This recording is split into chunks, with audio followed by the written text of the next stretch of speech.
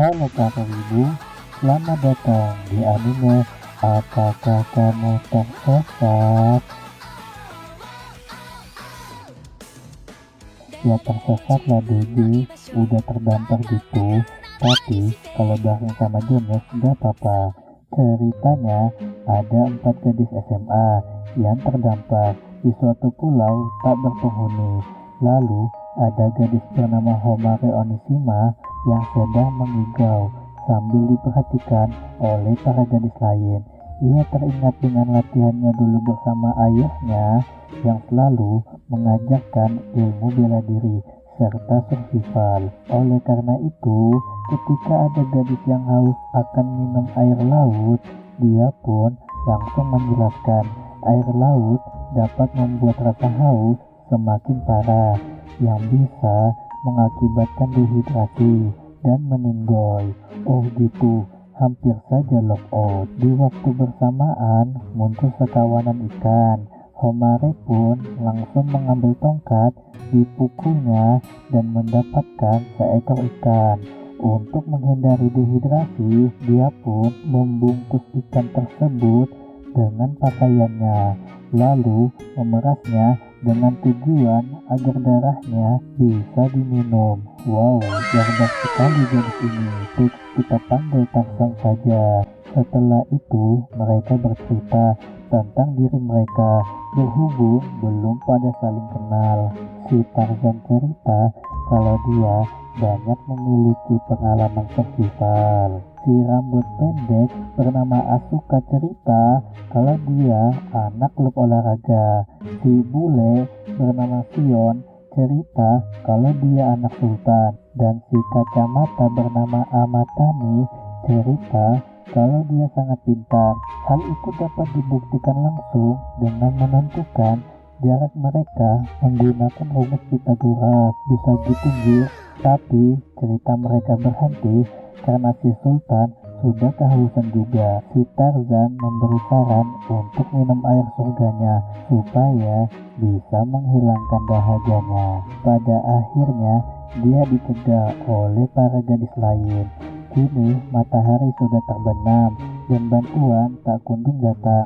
Mereka tak bisa melakukan apa-apa selain menangis, meratapi nasib, serta bobo manja. Besok paginya muncul sebuah harapan, di mana mereka melihat sebuah pulau tak jauh dari posisi saat ini.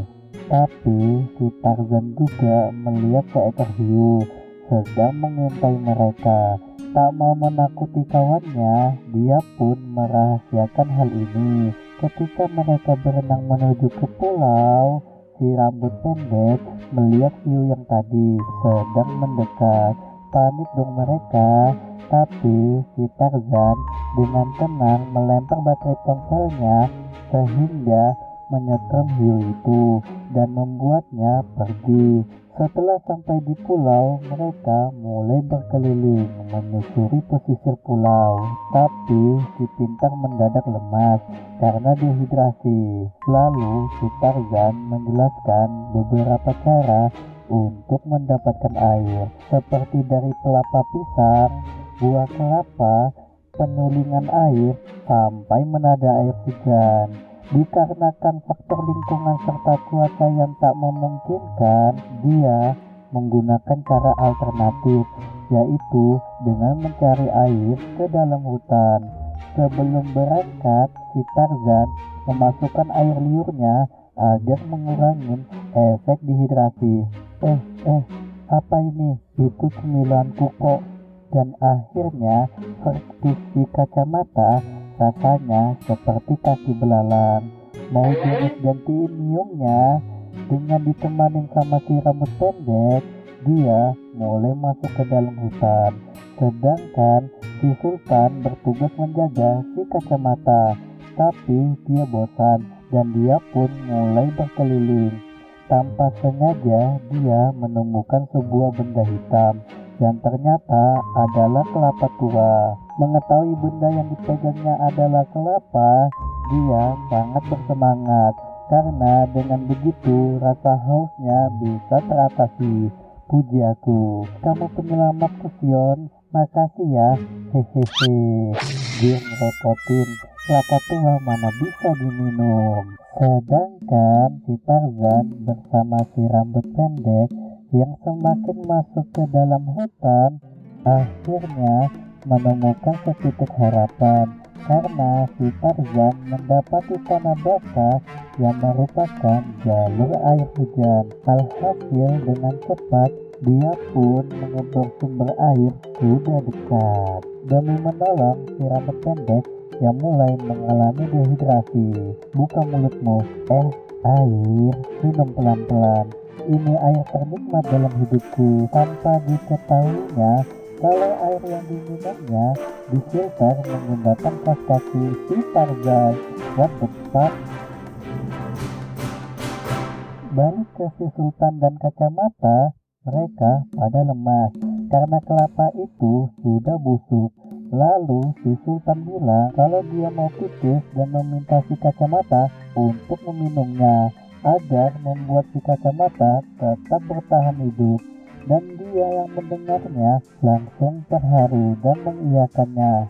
Tapi belum juga tek ulang air surga 2.0, muncul sebuah keajaiban dengan turunnya hujan yang membuat masalah air teratasi. Kemudian si Tarzan menjelaskan 3 peraturan dasar dalam bertahan hidup. Pertama, seseorang yang tak bisa mengatur suhu tubuhnya akan koid dalam 3 jam.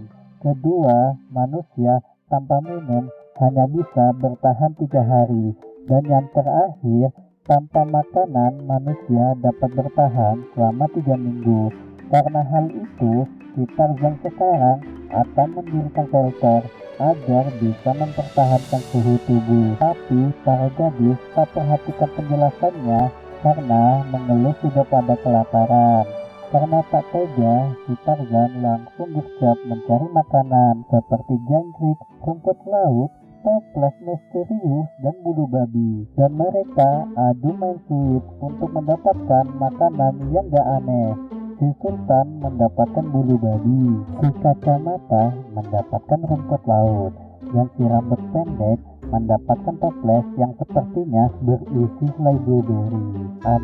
Jangan dimakan, itadakimasu, dan langsung muntah. Kan udah kubilangin loh. Akhirnya karena tidak ada pilihan lain, dia mengambil jangkrik. Lalu si Tarzan kasih tutor cara memakannya serta menjelaskan kalau rasanya hampir mirip seperti udang. Tapi tetap saja si rambut pendek tak mampu memakannya. Enak gini kok gak mau? Sungguh, mbak, jangan ikut makan, ntar ikutan gila juga. Dan begitulah cara mereka bertahan hidup di hari kedua. Besoknya si Tarzan mulai bikin shelter dan dia mau masuk kembali ke dalam hutan untuk mencari beberapa ranting. Melihat kesempatan itu, si rambut pendek berniat ikut dengan tujuan bisa mendapat makanan untuk mengganti perutnya. Dan benar saja dia mendapati daun kelabi yang setelah dicabut muncullah ubi. Tapi si Tarzan terlihat ragu dengan tanaman itu, lalu menyarankan untuk melakukan uji coba terlebih dahulu.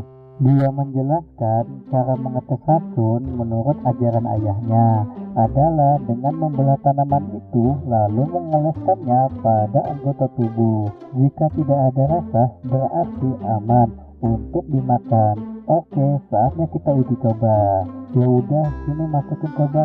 Ya, kok beneran sih? Fix beracun. Setelah itu, si rambut pendek melamun karena lapar. Lalu, hinggaplah seekor serangga. Dia dilema antara milih makan serangga itu atau menahan rasa laparnya.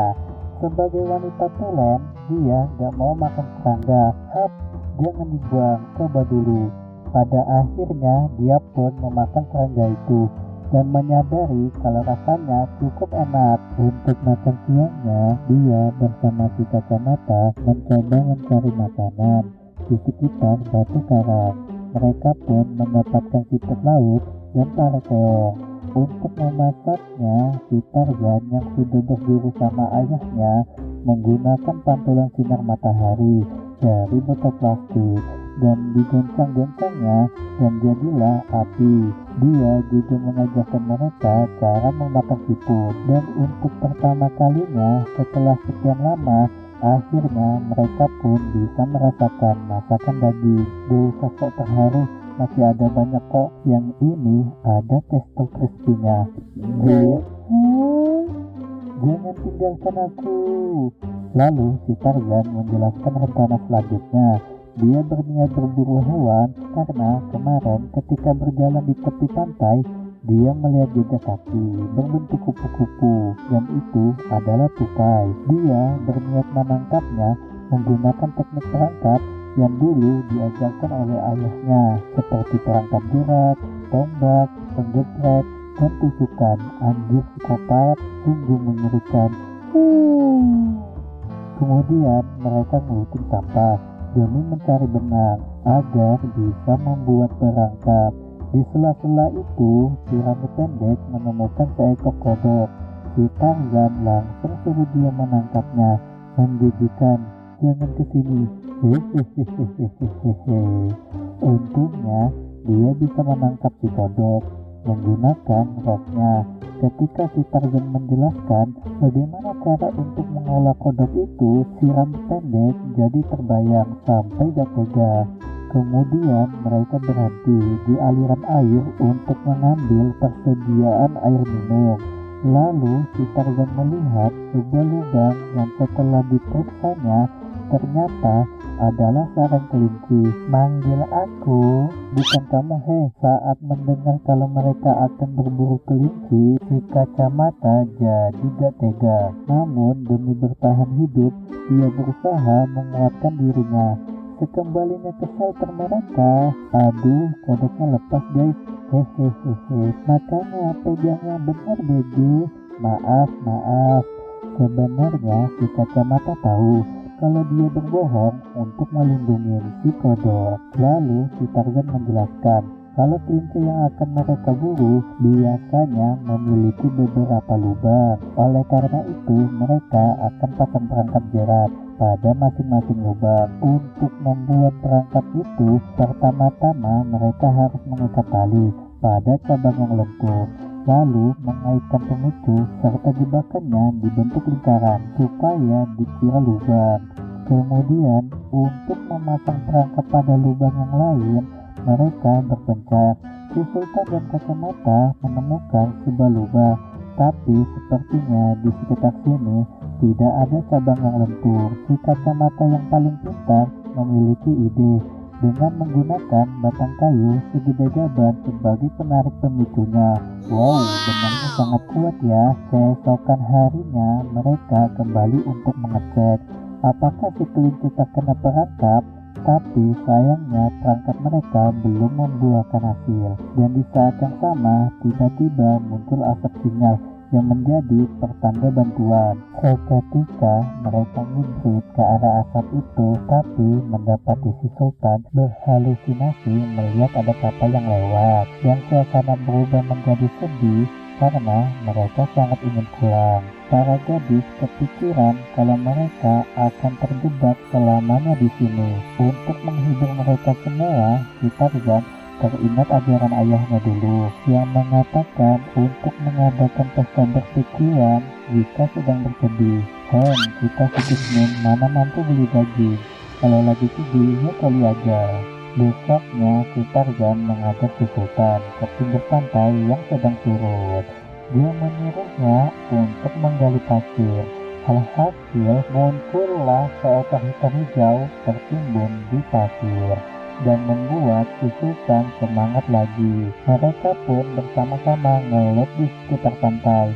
Merasa mendapat cukup banyak ikan untuk mengadakan pesta BBQ, mereka pun menyudahinya.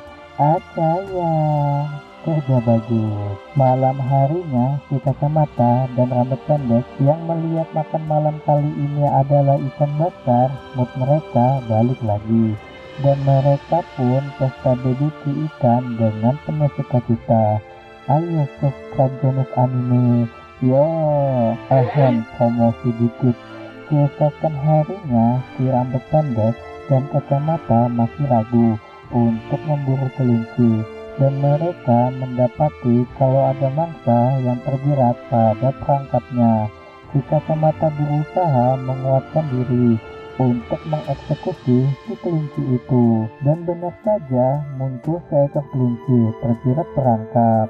Dan si kacamata berusaha mengeksekusi kelinci itu dengan tongkat kayu, tapi berapa kali dia mencoba, dia gak sanggup. Jadi si rambut pendek yang eksekusi saja. Kekuatan dari dalam, kekuatan dari dalam. Ya, sesampai di shelter, si Tarzan dan Sultan terkejut melihat temannya berhasil mendapat seekor kelinci. Kemudian si Tarzan menaruh daging kelinci itu di aliran sungai untuk menjaga kesegaran dagingnya. Lalu mereka pun membuat pisau dari batu untuk memotong daging. Berdasarkan ajaran si ayah, dibutuhkan ketelitian serta kesabaran yang tinggi. Mereka harus memukul tepian batu hingga ujungnya jadi tajam. Tapi karena mereka gak sabaran, gak ada yang berhasil kecuali si Sultan. Jadi kalau mau kaya raya harus jadi penyabar ya. Untuk bagian pemotongan, si kacamata bersedia mengajukan diri demi menebus kesalahannya yang tadi. Jos, aku takut, aku juga. Berhasil. Si pintar memang gesit ya. Lalu untuk memasaknya, si Sultan yang pernah memakan hidangan daging kelinci menyarankan untuk membuat sup ala Perancis. Tanpa disangka hal itu bisa dilakukan dengan cara ala militer. Pertama, gali lubang, lalu isi batu yang panas, ditutup lagi dengan pasir, dan tinggal masukkan daging, kembali tutup dengan api pembakaran yang digunakan untuk memasak sup kaldunya. Tak lama kemudian, jadilah sup ala Perancis itu. Wah, jadi dong. Dan mereka memakannya dan bilang kalau rasa daging kelinci mirip dengan daging ayam. Ditambah dengan sup ala Perancis itu membuat mereka sangat tenang. Besoknya mereka diskusi untuk menghadapi musim dingin. Dikarenakan bantuan yang tak kunjung datang, mereka harus mencari lokasi shelter yang lain. Si Tarzan meminta seseorang untuk ikut bersamanya. Dan karena si Tarzan adalah orang yang memiliki kesempatan hidup yang paling tinggi, mereka semua mengajukan diri. Akhirnya si Tarzan memilih si kacamata untuk ikut bersamanya, dan sisanya dia suruh menjaga shelter. Mereka pun menyusuri tepi pantai sampai hari menjelang sore, dan di saat itu mereka melihat dermaga yang merupakan pertanda kalau pernah ada manusia di sini. Namun karena hari sudah maghrib, mereka memutuskan untuk beristirahat. Malamnya si Tarzan memberitahu alasan kenapa dia memilih si kacamata, yaitu dia merasa kalau si kacamata lebih cepat beradaptasi daripada yang lain. Di waktu bersamaan si Tarzan juga jadi khawatir dengan si Sultan dan rambut pendek, dikarenakan mereka berdua terlalu barbar. Bagaimana ini? Antar shelter kita dibombardir sama mereka. Punten. Tapi si Sultan dan rambut pendek buruan muncul dari balik batu yang rupanya diam-diam membuntuti mereka, dan hal itu menghilangkan kekhawatiran si Tarzan. Dikarenakan bertambahnya anggota, dia pun membuat difat yang sudah diajarkan oleh ayahnya dengan memanfaatkan jaring sebagai hammock untuk mereka tidur bersama. Sempit, punyaku juga masih sempit kok. Hah? Sempit apanya? Otakku traveling nih. Pagi harinya mereka melanjutkan penjelajahan dengan masing-masing dari mereka berjalan sebanyak 1000 langkah, lalu berbalik ke titik kumpul. Si Tarzan dan kacamata tidak menemukan apapun. Untuk si rambut pendek, dia menemukan buah semacam jeruk. Dan si Sultan mengabarkan kalau dia menemukan sebuah rumah. Dengan cepat mereka langsung datang ke TKP sambil membayangkan kalau di sana ada pertolongan. Ternyata rumah yang ditemukan si Sultan sudah hancur. Akan tetapi, si Tarzan tidak pantang menyerah. Dia berinisiatif masuk ke dalam untuk memeriksa apakah ada benda yang masih bisa digunakan dan berhasil mendapatkan sebuah gunting rumput. Gunting itu dia mau modifikasi menjadi sebuah pisau. Kemudian setelah mengambil beberapa buah jeruk, mereka kembali melanjutkan perjalanan ke puncak tebing dan melihat adanya sebuah sinyal asap. Hoi, jangan bakar-bakar, entah kebakaran hutan. Oh iya, kita kan sendirian di sini. Ketika dihampirin, mereka melihat sebuah kubangan air panas, yang berarti tadi bukanlah asap, melainkan uap air panas. Seperti di anime lainnya, mereka pun mandi air panas bareng. Jonas ikut dong. Pagi harinya, si Tarzan memutuskan untuk kembali ke shelter. Sebelum itu, dia mampir dulu ke sebuah tempat yang rupanya adalah celah tebing. Tujuan kedatangannya ke sini untuk mengambil sebuah tali tambang yang akan dia gunakan untuk memperbaiki shelter. Sebelum lompat, untuk memastikan kedalaman air, si Tarzan menggunakan tali yang diikat dengan batu dan ranting untuk melihat apakah rantingnya tenggelam atau enggak. Setelah memastikan rantingnya tenggelam, tanpa ragu dia melompat dan berhasil mendapatkan tali itu. Untuk naik kembali, berbekal pengetahuan dari ayahnya, dia menyandangkan tubuhnya ke sisi tebing, sedangkan kakinya ke sisi lain, hingga kaki serta punggungnya saling menahan beban satu sama lain. Anjir, kok bisa gitu? Di waktu bersamaan turun hujan lebat. Mereka pun bergegas kembali ke shelter. Namun, situasi di sana sama saja karena atapnya hanya dedaunan. Anjir, shelter gak guna. Ya. Setelah hujan lebat itu, banyak bambu yang tersapu oleh ombak laut. Si Tarzan pun memanfaatkan bambu itu buat atap shelter.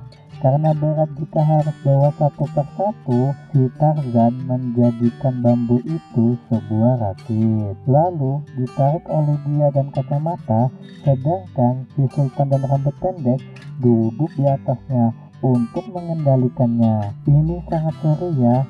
Wah, syukurlah aku enggak di atas rakit itu. Kemudian untuk memotong bambu, dia membakarnya. Tak perlu waktu lama, jadilah shelter 2.0. Sisa bambu yang lain dia gunakan untuk membuat peralatan lain. Di sisi lain, si Sultan bersantai dan ingin makan manisan. Punten, karena ada lebah, mereka mengikutinya dan menemukan sebuah pohon tumbang yang di dalamnya terdapat sarang lebah. Si kacamata mengira mereka akan membakar sarang lebah itu. Tapi si Tarzan mempunyai rencana lain. Kata ayahnya, dalam bertahan hidup, tubuh kita membutuhkan asupan gula. Si Tarzan berniat mengambil madunya dan dia mulai menjelaskan rencananya. Mereka akan menggunakan asap untuk mengusir lebah pergi. Lalu si Tarzan masuk ke dalam dan mengambilnya, sedangkan teman yang lain saling estafet mengumpulkan madu. Awalnya mereka takut melihat jumlah lebah yang banyak, tapi pada akhirnya semua bisa berjalan lancar. Mereka menggunakan atap shelter untuk mengeluarkan madunya, dan itulah cara mereka mendapatkan manisan. Makasih ya sis, hore dapat madu. Paginya melihat si Tarzan dan rambut pendek yang mulai terbiasa di sini, si Sultan gak mau jadi beban. Dia meminta si Tarzan untuk mengajarinya menangkap ikan. Tapi perhatian si Tarzan teralihkan pada beberapa kelelawar yang terbang di atas lautan. Tidak biasanya mereka terbang di siang hari. Petanda apa ini? Karena si Sultan tidak bisa berenang, si Tarzan memberi rakit dan botol agar mempermudah melihat dasar laut. Ketika si Sultan berburu, si Tarzan juga menyelam ke dasar untuk mencari ikan. Tapi tanpa disadarinya, arus laut membawa si Sultan sampai hanyut ke tengah lautan. Lah beban kok bisa hanyut? Gak nyadar apa dia? Si Tarzan yang baru selesai berburu langsung kaget karena tidak melihat rakit si beban. Dasar beban. Lalu rambut pendek dan kacamata yang baru kembali dari mencari kayu juga terkejut saat mendengar hal itu. Mereka tidak menyalahkan si Tarzan, melainkan langsung membantunya membuat rakit agar dapat segera menyusul si beban. Punya teman tuh kayak gini, gak kayak kamu beban. Sambil mengikat tali, si Tarzan teringat dengan pesan ayahnya yang mengajarkan untuk mementingkan nyawanya sendiri ketimbang orang lain. Tapi untuk pertama kalinya dia melanggar perintah ayahnya untuk menyelamatkan teman seperjuangannya. Sekarang si beban sudah sadar kalau dia hanyut di tengah lautan. Dia langsung panik dan menangis. Lain kali bantu yang lain aja ya. Untungnya dia ingat ajaran si Tarzan yang mengajarkan menghemat cairan tubuh untuk meningkatkan daya hidup. Si beban berusaha tenang dan berharap si Tarzan bisa segera menyelamatkannya. Di kala lamunannya, dia melihat sebuah pulau dari kejauhan dan langsung dayung rakitnya menuju ke sana. Sayangnya pulau itu hampir semua permukaannya dikelilingi oleh bebatuan. Setelah berkeliling pun di sana dia hanya menemukan sebuah gua yang berbau busuk. Alhasil dia hanya bisa meringkuk dengan penuh kesedihan. Jonas gak tega, sini peluk. Oh iya, Jonas gak punya tangan. Di sisi lain, si Tarzan sedang mencari si Sultan. Dan untuk pertama kalinya dia mengalami situasi sulit. Dia kebingungan apakah sudah melewati si Sultan apa belum. Ditambah dia harus berpacu dengan waktu. Di situasi ini dia kembali teringat ajaran ayahnya yang bilang dalam situasi sulit kita harus bisa berpikir fleksibel, dan hal itu memberikannya sebuah ide.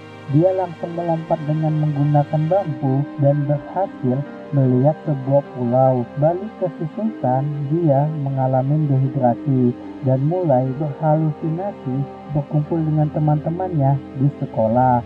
Apakah aku akan koin? Enggak, aku selalu bersamamu, Yukata.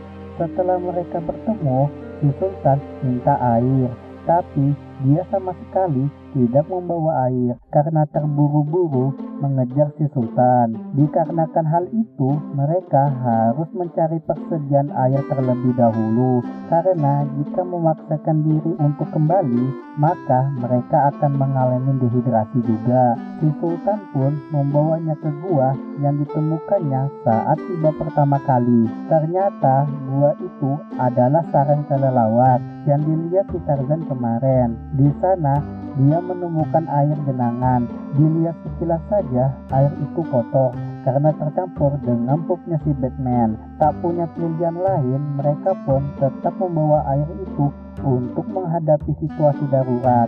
Dan benar saja, ketika sampai di tengah laut, mereka sudah mulai mengalami gejala dehidrasi hingga membuat si Sultan ingin meminum air itu.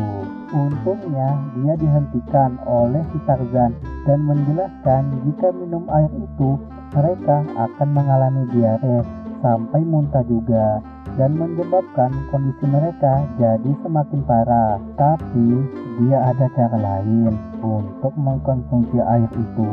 Kau tahu usus kita bisa minum juga loh. Kita akan minum. Tanpa ragu, si Tarzan menggunakan mulutnya agar bisa memasukkan air itu masuk ke tubuh si Sultan. Dan setelah selesai, yuk giliranmu, hura hura.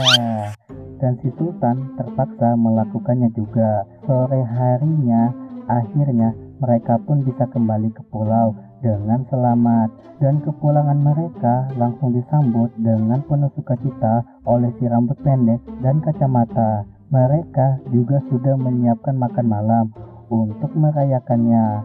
Itadakimasu. Hehehehe.